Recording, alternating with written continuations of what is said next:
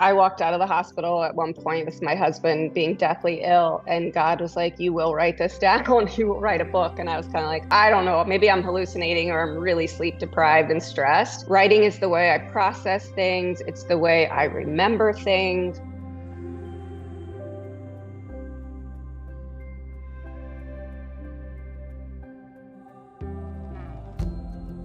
And so hearing people reach out to me and say, oh my gosh, I read your book. I just registered to be an organ donor, or I just read your book and I sat down with my family and an attorney and we have our documents in place, or I just read your book and I just prayed to God for the first time. You know, we need book reviews. You know that we need all of that. But that to me, no matter how many copies I sell of this book, my job here is done.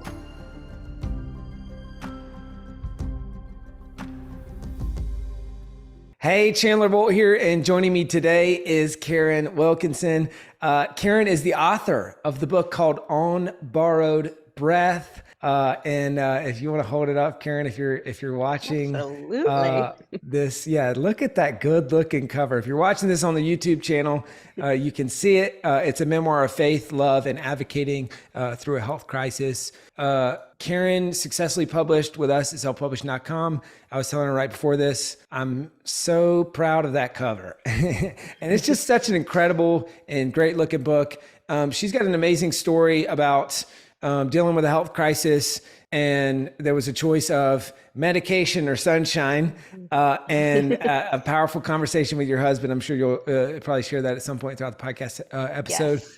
And sparking a move towards sunshine, and that being a part of kind of her health journey and recovery journey and organ transplant and all that stuff.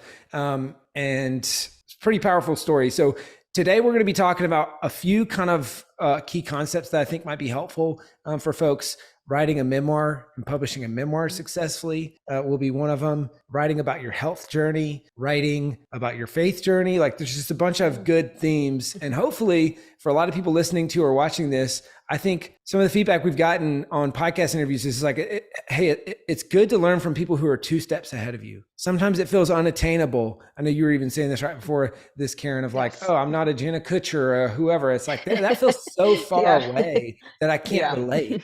Right. And so I think what's really inspiring about your story, Karen, is, hey, you're 2 steps ahead of a lot of people listening. And because when did you start your journey with your book?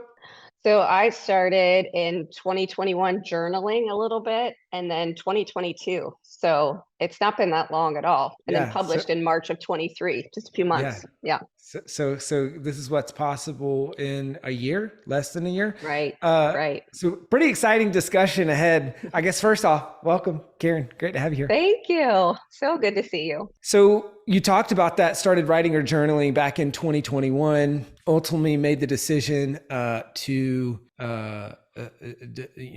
get your book done in 2022, and then now publish in 2023. Pretty awesome. Right. I was looking at my notes, and I think you were a referral from Tony and Elisa DiLorenzo. And Elisa, that is correct. Yes. So shout out Tony and Elisa. Check out their the 6 Pillars of Intimacy, right. And they've got an awesome book, and they've been on the podcast. So check out that podcast interview. But what was kind of for you, Karen? What was the tipping point or the nudge that where you said, "All right, I'm finally going to do this"? Well, I have to say, I walked out of the hospital at one point with my husband being deathly ill, and God was like, "You will write this down, you will write a book." And I was kind of like, I don't know, maybe I'm hallucinating or I'm really sleep deprived and stressed. And then having a relationship with Tony and Elisa DiLorenzo, they kind of threw out there like, hey, we're going to do this webinar with selfpublishing.com. You should consider your story. And I was like, oh gosh, actually, I have already had a nudge to write this book. And so I joined their webinar, and it was like, wow, could I do this? Is this really possible? How much help do I need? A lot. And so that's how it began. Just kind of this like, I think this is really happening. Mm-hmm. And so once you made that decision to get started, how long after that did you actually start writing? And how long after that did you have the rough draft done? So I did this a little bit backward. Like, I actually want to go through the selfpublishing.com program the way it's set up. But because I had journaled through this crisis, writing is the way I process things. It's the way I remember things. So I had already journaled, and then I just I am not techie. Like, I mean, I didn't grow up in your era, where you've only known computers and Google Docs and whatnot. So my sons are in their 20s and they said, Mom, just open a Google Doc. Just start putting it over there and we'll help you from there. And I was like, okay, okay. So I just honestly I did it as therapy because it was a traumatic event for my husband and I. And we each experienced this differently. He obviously being in a medically induced coma. I joke with him and say, you slept through all this. I'm the one that had to be there day in and day out making decisions. So I just kind of took some of those journal notes to the Google Doc and just started almost like I was giving myself my own therapy session, Mm, still kind of hmm going, does anyone really want to read this? Is this going to be hmm impactful to anyone? And then trying to get through those limiting beliefs. We talk about this all the time on calls and hmm selfpublishing.com, right? Like imposter syndrome, or no one's going to read this story because COVID was a factor. And that was so polarizing to our mm, world. hmm And so I had to just get past that and just write, just get it hmm out. Cool. And I want to come back to the writing a memoir as therapy kind of Okay. thought. But Hmm. but first, maybe let's back up and can you share the Cliff Note version of the story with Yes. your husband and what kind of sparked the book, and so people have the context on that? Yeah, so you've already referenced that we're down in the Sunshine State. We live in Florida, and part of the world joked that we didn't even know COVID existed down here. But our worlds and our lives changed when the Delta variant came out in July 2021. So the quick version is my husband is a urologist, a surgeon, very healthy, takes care of us if we even have a cold, overqualified for everything. And he got sick he got deathly sick, to the point where Labor Day weekend of 2021, we called the family in to say goodbye. They had made him a do not resuscitate at the hospital. It was over. And friends of mine prayerfully said, we just think he's a candidate for a double lung transplant. And I was like, what? This is not really happening. It was too surreal and stressful for me to even process all of it. And so I was able to life flight him out. So it was like, you're on your deathbed, the family's gathered to say goodbye. And I life flighted him out to the only transplant place that would take him for evaluation. That was Advent Health Orlando. So he was sick July 2021, do not resuscitate, dying September. And then in November of 2021, had a life-saving double lung transplant and kind of woke up to like, where am I? What happened? Because it was months of being in a coma. And then I kind of had to be like, oh gosh, I hope this was the right decision because I don't know what his mental status is going to be. So Oh, 1000%, we had numerous miracles and he's doing incredible. He's traveling the world as a urologist, teaching other urologists how to do a procedure. And I was like, I have to share our story. you're kidding. Oh my gosh. What No. an incredible story. So now this cover means even more to you, doesn't Yeah. it? That is wild. Well, and I Wild. think what you speak to is just the power of sharing your personal story Yes. in a helpful way, in a Right. way that can spark change. And I forget whether it Exactly. was just in the prep for whether you've shared this another time or in the prep for the interview before this. I forget where it Mhm. was, but you just kind of sharing that, like when someone reaches out about reconnecting with their faith or about signing up to be an organ donor, or about like kind of these themes that are in your book, Yes. that it makes it all worth it, right? And And so right. I've got, gosh, a bajillion questions I could ask, but I guess maybe let's just go back to the therapy, writing a book as therapy Okay. kind of thing. What was your experience with that? Like, obviously, a lot of times when people are writing a memoir, it's around a traumatic event. Hmm. And there's vulnerability in the book and kind of figuring out Yes. how vulnerable should I be in this book. Absolutely. But then, so there's figuring that out public facing for the reader, but there's also like all the internal stuff that goes on in the healing that Absolutely. can happen in that process. What was your experience and kind of the biggest lessons learned through that process? Right. So I kind of alluded to, I did this a little backward, if had I been with selfpublishing.com from the very beginning, it would have been like, create this outline and create this rough draft. And instead, my coach worked backward to say, okay, what are the 3 points like you're talking about? What do you want people to get from this? What is the reason that they're going to read your story? And for me, it was like, this was an unexpected traumatic event. None of us planned for it, or we think we're planned for it, and you just don't. So my coach was able to help me say, like, can you name a few things that you want your readers to say, like, oh my goodness, like, what's the thing that's going to make you just so joyful to go like, they got it. And number one was like, if you don't believe there's a God, you need to check this out. Two, if you've maybe walked away from your faith, or if you think that he was only creating miracles in Bible times, like, so I wanted people to see that and to go, we're not something extra special. This is available to all. And then secondly, it was like, you have to get your affairs in order. You have to. And thankfully, 2 years prior to this event, I had asked my family, my boys, they were no longer minors. And I said, all I want for my birthday is that we sit down with an attorney and we write out all of our wishes should the unexpected happen. And they're like, Mom, you're so morbid. What's wrong with you? And I'm like, well, part of it is, I worked 15 years as a respiratory therapist in the trauma unit. So everyone, people are dying on our shifts. This was like normal everyday stuff for me. And I was like, no, I need to know what everybody wants. And thankfully, I mean, it was 2 years to the date, Chandler, that David had his health crisis. And I had to pull out all those documents. And because I had power of attorney and because I had his advanced medical directives and knew his wishes, I was able to carry that out. And then the third thing that I told my coach was, there's a lot of myths and scary stories around becoming an organ donor. And it's not true. By the way, I just have to take a moment since I have an audience to say this. We have to save your lives in the hospital. Like, that's just required ethically and morally. So it has nothing to do with whether or not you're an organ donor. And so hearing people reach out to me and say, oh my gosh, I read your book. I just registered to be an organ donor, or I just read your book and I sat down with my family and an attorney and we have our documents in place, or I just read your book and I just prayed to God for the first time. Like, we need book reviews, that we need all of that. But that, to me, no matter how many copies I sell of this book, my job here is done. Like, that's what lights me up.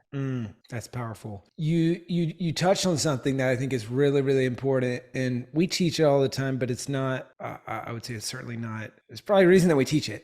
and it's because it's not second knowledge or just automatic for people who are writing a memoir. And that's, you got to find the themes, right? Yeah. And we always talk about how your memoir is not about you. And it's about your audience and who you can help. And the most successful memoirs focus on themes that are broadly applicable to a specific group of people, right? Yeah. And because otherwise, who cares? If you're not famous, who cares? Right. There's a lot of people going and saying, hey, let me buy Matthew McConaughey's Green Lights memoir. Green Lights. That's just kind of interesting because he's famous, yes. But so-and-so off the street don't know him, who cares? And so the way that you make sure that people care is you speak to themes that they care about and you weave your story in that. And so you spoke on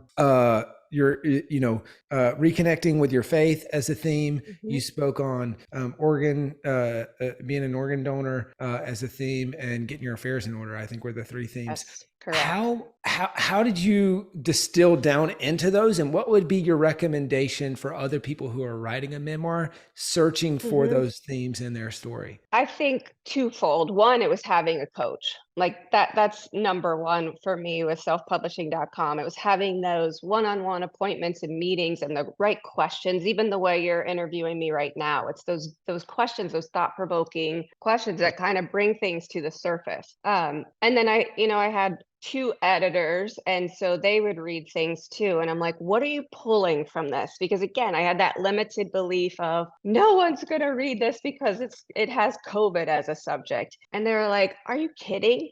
We all fear that health crisis, right? We all fear that traumatic event and not being prepared for it. And then it got to the point where I like social media. And so I would just put bits and pieces out, little teasers. And I learned that from you, and just having my audience vote and what are you grasping from this? And so I had collectively, between my editors and my coach, and then social media polls, just kind of like, oh, this is what we're getting from what you're sharing. And then you kind of go through what are the things I'm most frequently asked? And most frequently I'm asked about, like, what do you mean you hear from God? How did you hear from God? I don't understand how that works. Or how did you know what documents to get together? And so, and I hope I'm not jumping ahead to your interview questions, but that's why I know, like, the next book has to be how to get your stuff together before the stuff hits the fan. And I'll work with your, I know you've got a title, what's it called when you're trying to get Oh your yeah, book the book title? title It's a generator. generator. Yeah. Yes, because I'm like, I want to keep it classy and not have to apologize to my mother when that book with that title comes out. But it was like, what kind of thing, how can I continue to educate and Mm-hmm. help people be, if they, heaven forbid, are in the situation that we were in, they can be as prepared as possible. Mm-hmm.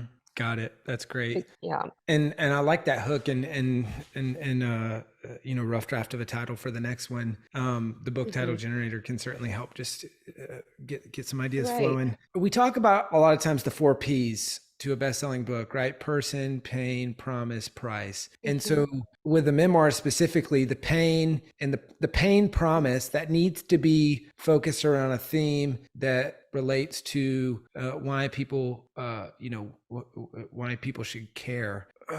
How did you define the person? Like, and any tips on that for folks who are writing a memoir? Like, what is your ideal reader, and how did you Mhm. define that? Well, I think all of us, like I just said, I think all of us have a little bit of fear of having a crisis, whether being in a tragic car accident or a health concern. So I feel like it's all of us, right? This is just something that we could possibly experience, or our family members will, or someone close to us. So that's the person, which again, it's maybe too all inclusive, because I know we love to dive down into our niche and just get this little group of people. For me to kind of narrow that a little bit, being a woman in my 50s, all of a sudden I've experienced, like, some of my friends were widowed through this health crisis. I was so close to being a widow. So I've kind of looked at that group too, to say, do you know what your finances look like?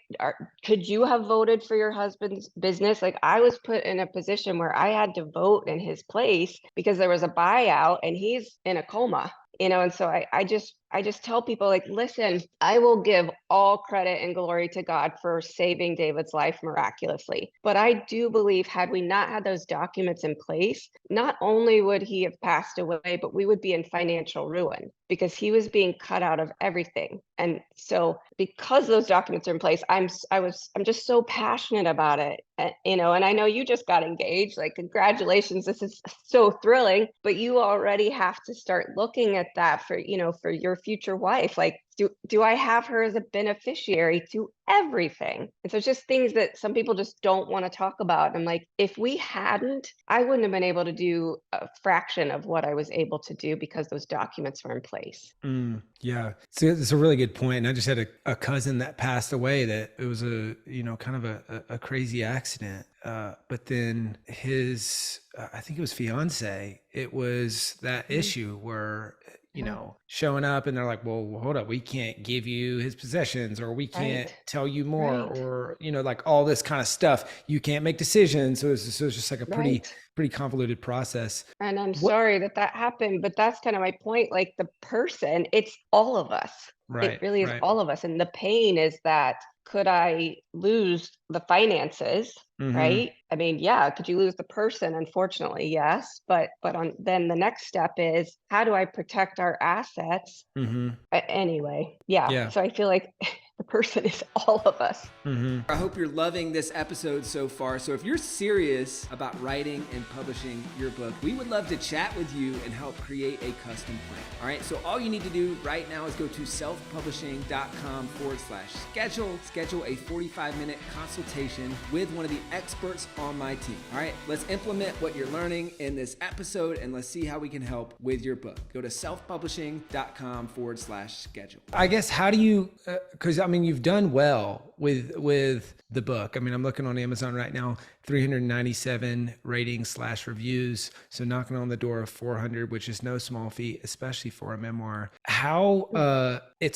and I don't think you have, and so I just want to make sure that for anyone listening that they know, like, you don't do that well by just saying, "Hey, I'm appealing to everyone." Like, I feel like you have a more narrowed down audience than that. That's from my vantage point, why you've done pretty well is like there's elements of faith, love, health crisis, and like people with those specific things. Like, I think there's this juxtaposition, right? Which most authors face. It's like, oh, this can help everyone, but I know that if I try to market it to everyone, it's going to end up speaking to no one. So how did you wrestle with that and kind of clarify, all right, what are the couple of avatars that are really the ideal reader for you? And that's where I came to the probably like the woman my age who Got it. There we hopefully go. isn't going to be There we go. widowed anytime soon. Yep. Right? I Mm-hmm. hope you're not, but Mm-hmm. we lost 5 acquaintances in this COVID crisis here in Naples, Florida. Like, we're not that big of a town. So to lose 5 people that we know. So it was going back to the like, okay, you're a middle-aged woman. So weird to say Yep. still. But I still have to think about like, Yep. okay, statistically speaking, we women tend to live longer than the husbands, right? Mm-hmm. So it was like, I need to tell you about this health crisis that happened way sooner than I ever dreamt it would happen. Right. And because I had already put these documents in place, I was able to kind of save the family farm, if you will. Got it. Cool. And I'm looking at I'm looking at your listing. I mean, it's a great example of this, of niching down on category as well, because I see on the listing it's a bestseller and organ transplants, which is obviously a very niche and specific category. So just tons of great examples of personalizing your memoir to with the 4 Ps to the person in the audience that you're speaking to. And that group has been the most rewarding for me because I've been able to fill in puzzle pieces for people who, like David, maybe were in a medically induced coma or just Mm-hmm. on death's door. And they're Mm-hmm. like, maybe their spouse didn't know how to tell them what all they experienced. And so the ones who also received a double lung transplant from COVID, who have reached out to me to say, oh my gosh, you just filled in all the pieces. I didn't know what happened. Is this really what Mm-hmm. my spouse felt like? That has just been beautiful. Because I thought, what if I didn't share my story and they were still going, there's no one I could talk to about this. It's just, Yep. we're kind of in this weird little, hey, you survived COVID, but you were deathly ill and required a Mm-hmm. transplant. Like, that's just crazy. Mm-hmm. Yeah. Yeah. I feel like the line between memoir and self-help can be pretty blurry. Hmm. Some people will choose to go, all right, I'm going to go more on the self-help side of things, and it'll be heavily story-based. Others have to go more on the Hmm. memoir side of things, and then I will sprinkle in elements of teaching or of instruction. How did you decide where to go with your book, and where on that spectrum would you say your book is, and how did you make that decision, and how did that affect kind of the way that you wrote it? Yeah, I would say memoir for sure. And then elaborating into how to get your stuff together would be the self help part. I kind of selfishly, for lack of a better word, went into this with I need therapy. This was traumatic. I'm going to write out all my feelings and my story. And I really didn't know, Chandler. I didn't know how well it would do or not do. It was just, I need to get this out to process and to understand and to remember. So I don't know that I didn't go through that specific of, do you want to do a memoir or self-help? Yeah. It was just like, I got to write this book. Yeah. Tony and Elisa invited me. Chandler gave me an opportunity. Bring in my coach. Let's get this done. Now Cool. I can see, looking back, how you could go 2 different directions. Mm-hmm. But I didn't in this instance. Got it. That makes sense. How has the book sold so well? And, what did you do to launch the book? What have you done? What's the top couple of things that have worked well on the marketing side of things? I know I'm like selfpublishing.com, but again, they're, as you know, done for you services. I didn't know the first thing about an Amazon ad. And to be honest, I didn't care to know the first thing about an Amazon ad, but I knew it was important. And so I went through the program with done for you services, including that beautiful cover art, the formatting, which we could talk about because I formatted numerous times. and then the Amazon ads. So for me, it freed me to do what I do best, and that's get on a Facebook Live and go, okay, guys, we are publishing in March, 032323, and just get my followers engaged and excited. And I would do polls. One of the options was to have this in navy. What do you guys think? Should it be a white book or a navy book? And I think that was a lot of success. And then I had these little pockets of people that were like, would you like be a guest author for our book club? And with Zoom, as you know, that's just so fun and easy. And then I started doing local book signings and book clubs here. And I don't know. I mean, I think it's just showing up constantly. And you helped me by saying, this is a year launch, so you're like, oh, you're almost 400 reviews. And I'm like, oh, shoot, March is a year. We want to have at least 1,000. I'm not quite to 500.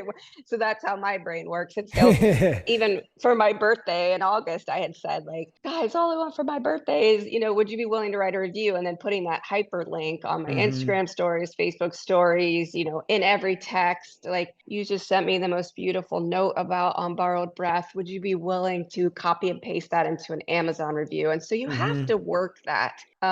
And I think some of it's even the psychology and the wording. Like, I like to say, can I count on you? Can I count on you for this That's review? cool. Instead of Yeah. just saying, like, if you get a minute, would you mind? It's just kind of, how do you word it and how do you keep people excited and grateful? And then I have my book is coming out, the audio version. So we just did a couple retakes last night, and sound engineers like, we'll have this uploaded. And I've been surprised to hear people who've already read On Borrowed Breath are like, I cannot wait to hear it in your voice. And I'm like, really? You're going to go Oh, listen to that's it now cool. too? Like, I Yeah. have to, instead of saying really, I have to be like, awesome. Thank you. Yeah. Yeah. Yeah. And hey, could you copy and paste that review you left over there on the audiobook? Yes, Yeah. exactly. On the note of reviews, you mentioned a couple things. Anything else that's worked really well for reviews? So the other thing I'm working on is, gratitude. And we just had Thanksgiving. And so just going, hey, would you just take a minute, and then showing people that I'm also doing reviews, so for your podcast, for other authors, for small businesses. Like, I love small businesses and buying local. So it's just kind of showing that, demonstrating that, and then going, and if you have a minute, here's that link again. Would you please just write a quick review for On Borrowed Breath? So I think it's just reminding people and not taking it personally if they didn't, and just going, one, did this get just buried in their texts and emails? Or two, like, I've written a review for Tony and Elisa and it's not shown up yet. It's been months. So you just don't know. Instead of that fear, like, sometimes I hear some of our authors in our community going, oh my gosh, the people don't do it, or the launch team didn't show up for me. You have to get back to people. Like, not all of us, I'm a realtor by day, so I'm getting like 1,000 texts a day, 3 emails I'm managing. So you cannot expect that people remember. You have to go back. And until they say, please leave me alone, or no, I'm not writing you a review, just gently remind or ask again. And I Got think it. that's Cool. important. Just like that year launch, you have to Yep. keep at it. That's great. That's really good. And one thing I would just mention for people listening or watching, and you might not even know about this, Karen, but we just launched Author Advantage Accelerator Elite program. And there's a lot of stuff that we didn't even have when you went through the program, one of which is editing. But then there's also where we'll reach out on people's behalf to get at least 100 real reviews for their book. So we do a lot of the outreach and stuff. So that's a fun resource for if people are interested in that, on getting more reviews specific to your book. I want to kind of close on this theme, Karen, which is, you mentioned right before this interview, you're like, hey, I didn't even think about a business around this book, and now it's just kind of evolved. What does that look like? At what point did you start to realize, hey, maybe there could be a business here? And where are you at in that process so far? So speaking engagements definitely have opened up. People want to hear the story. Certainly, having a website built and having, those resources where people could go, what's the first thing getting started on these documents? And it just keeps coming back to the documents. So I've been meeting with other authors who have a business, but it has to do with whether you're a caregiver or a financial advisor or a trust attorney. And so we're collaborating. And then in January, we're doing like a women's financial series to say, Oh, hey, that's cool. listen, Mm-hmm. yes. So again, maybe that avatar is that middle-aged woman, right? So I Mm-hmm. have to look ahead and be like, what are my finances? If I'm married, if I'm not, hopefully not widowed or divorced, but that's part of it, right? So you need Mm-hmm. to know, like, am I secure for the remainder of my life? And then I'm probably taking care of aging parents. And so, do I know where their documents are, what their wishes Mm-hmm. are? So we're able to combine those things. And again, sadly, people think